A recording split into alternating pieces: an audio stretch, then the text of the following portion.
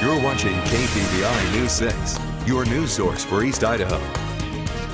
Our aviation community has had their fair share of heartache this year, and yesterday 4 more people perished in yet another plane crash. Phil Campbell's been following this story for us and has the very latest from the Burley airport. Well, the information is still coming in. In fact, the FAA is on the ground here in Burley, and Highway 30 remains closed as they try to determine the cause of Sunday's accident. Officials say 4 people are dead after a small plane crashed and burst into flames Sunday afternoon in Burley. The Federal Aviation Administration says the plane went down shortly before 2:30 p.m.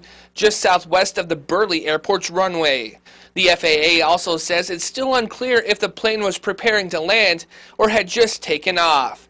The crash ignited a grass fire south of U.S. Highway 30, which Burley firefighters were able to get a handle on quickly. The plane came to rest near some railroad tracks. All 4 people on board died in the crash, but no other information about the victims has been officially released, including names. A Burley city administrator says that the 4 were all members of an Idaho family. You might be wondering if it's safe to fly general aviation right now, as we've had a rash of high-profile plane crashes. Well, I spoke with the head pilot at the Av Center in Pocatello, and he says that flying still remains one of the safest forms of transportation. Anytime you get a human moving faster than walking speed, it becomes dangerous. I have you guys on my Twitter feed, and a couple times a day there's a car crash, a motorcycle. I have some friends at the railroad who've talked about how dangerous it's been this summer.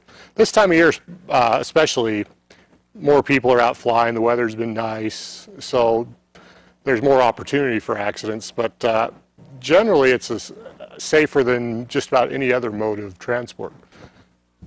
Like I said, the information is continuing to come in as the FAA is still on the ground here in Burley.